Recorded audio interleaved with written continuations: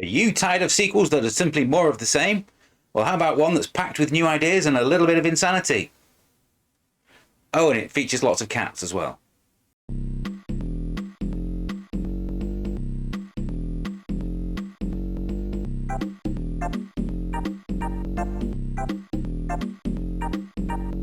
Hello everyone, welcome to UK Gaming Network. I'm Zoidberg, and this is the Re-Review. Back in the early 90s, I was a writer for various games magazines, including Games X and Amiga Action.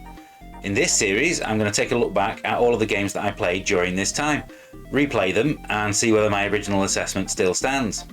Was I well off the mark with my original assessment, or did I get it spot on? Let's find out together. In this episode, I'm going to take a new look at one of the strangest games that you could ever play. Wizkid, the story of Wizball 2, developed by Sensible Software and published by Ocean in 1992.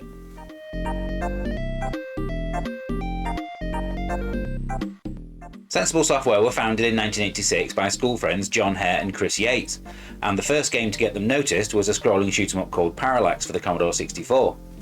It wasn't until the release of Wizball 1 year later though that their name was truly cemented amongst gamers and publishers alike. Wizball was voted Game of the Decade by Zap64 magazine, and talk of a sequel began almost immediately. It would be 5 years before that sequel appeared though, and in the intervening years Sensible's name only grew in reputation. Firstly, they released the incredibly successful Shoot-'em-Up Construction Kit and Microprose Soccer, also both for the Commodore 64, and after this they set their development sights on the Amiga. In the 2 years I spent as a reviewer, they released 3 games. Megalomania was released in 1991 and was their brilliant take on the strategy war game. They followed that in the summer of 1992 with the first edition of Sensible Soccer. By this time everyone was awaiting new games from the team, and when it was announced that Wizkid would finally be arriving in mid-1992, I couldn't have been more excited. This excitement was quickly followed by the delight at being offered the chance to review it. Sensible Software would quickly become the most successful UK developer, and it's claimed that between June 1992 and 1995, when games such as Sensible World of Soccer, Sensible Golf and both Cannon Fodders were released, that a game developed by Sensible Software occupied the #1 spot on the UK Amiga charts for 52 weeks out of the 3-year period. An impressive feat if true. After the unsuccessful attempt to make a game called Sex and Drugs and Rock and Roll in the late 90s, Sensible Software would be sold to Codemasters in 1999. They would go on to make their own versions of Sensible Soccer for PlayStation 1, PlayStation 2 and Xbox Live Arcade. That game's spiritual successor, Sociable Soccer, also created by John Hare himself, was released for Apple Arcade back in 2019 and is still, fingers crossed, heading to all major consoles sometime next year. Now though, it's time to talk about Wizkid once more, and specifically my original review.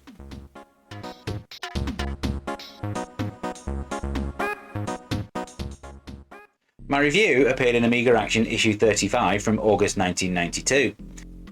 Dubbed the Olympic Special, this issue featured reviews of a number of brand new athletics games, including the Carl Lewis Challenge from Psygnosis, International Sports Challenge from Empire Software, and the officially licensed España 92 from Ocean.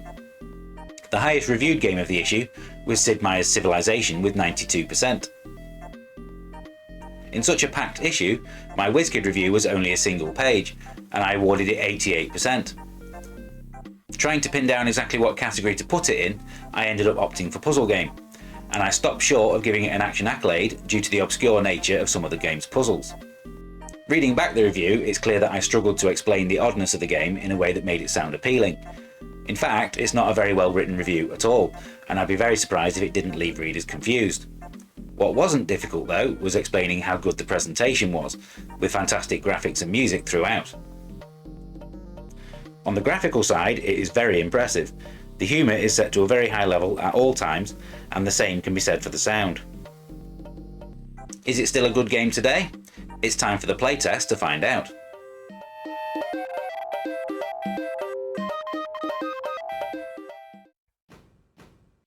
Now, normally I would complain about games that have a mandatory tutorial,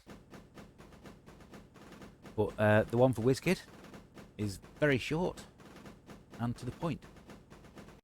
But if you're going to force players to play through a tutorial, then this is exactly how you do it. And that's it.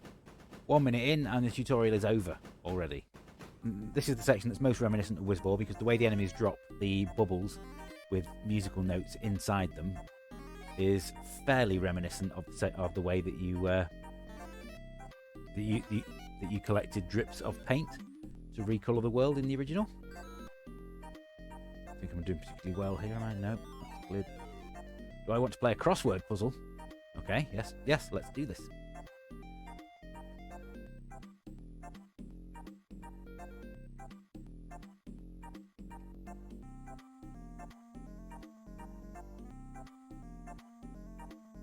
Banana.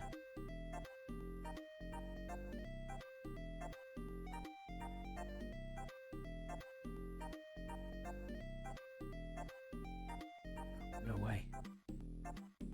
Pear can go there. Grape. Oh. The crossword puzzle there is a good example of how random things get in this game. Ah, there you go. Musical tune complete. Now, you really do need to collect as many of these coins as you can.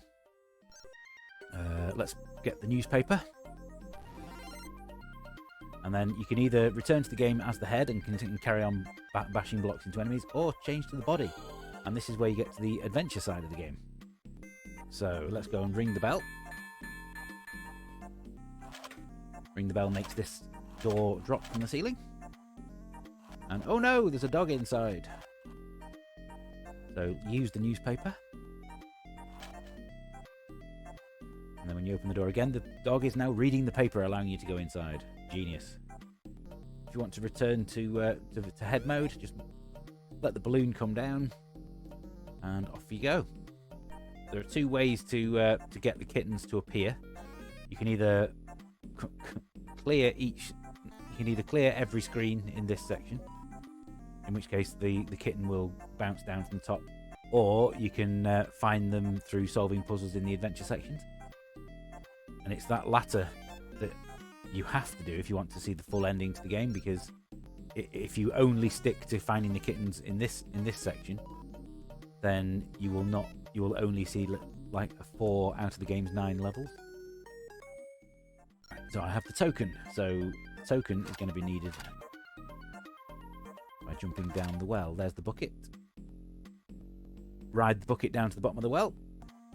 And then this is the section where there's a good example of the type of humour that the game has.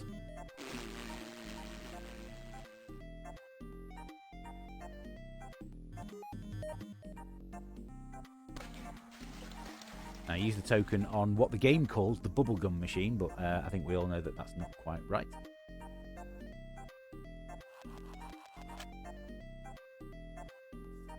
Yes. And there's the kitten. And that sends me to round 4, not round 2.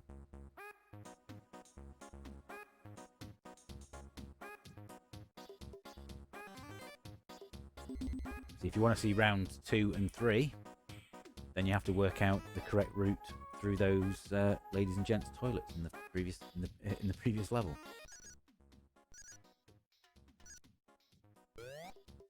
Okay, so I need to buy the flying scarf,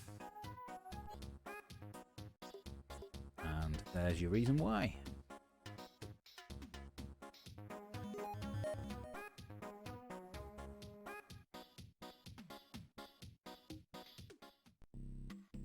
And that's the route to level 6. And just in case people weren't familiar with what the original Wizball, here is what the original Wizball was like.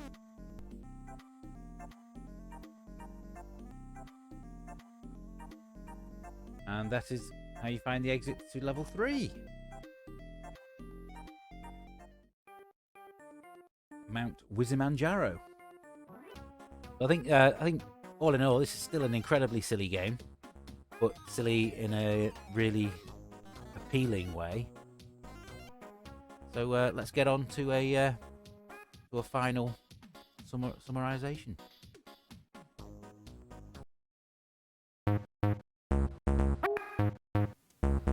Even though at times it doesn't make a whole lot of sense, it's difficult not to fall for Wizkid's colourful energy and sense of fun.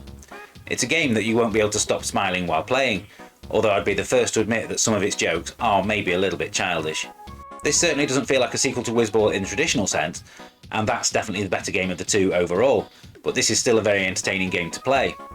The two game styles work fairly well together, but of the two, I think the block smashing sections are certainly the most enjoyable. There's no hand-holding in the adventure sections, and the game encourages you to play around and explore its various levels. Working out what you can and can't do is still fun, and the game's sense of discovery overall can be joyful. When you get to that moment of not knowing what to do next though, it can get very frustrating. A highlight of the game though is easily the music. Regular collaborator Richard Joseph, who was also responsible for Robocod and the Chaos engine, has provided a number of excellent tunes to accompany the action. Frankly, if you're not grooving along, to the first level in particular, then you're not playing it right. I put it in the puzzle category first time around, although it's not really a game that you can easily compare to anything else. Ranked against other casual games on the Amiga, it sits in a pretty respectable position, and I placed it at number 84 on my list of the top 100 games to play on the A500 Mini. If I was reviewing it today, it would be a definite 7 or 8 out of 10.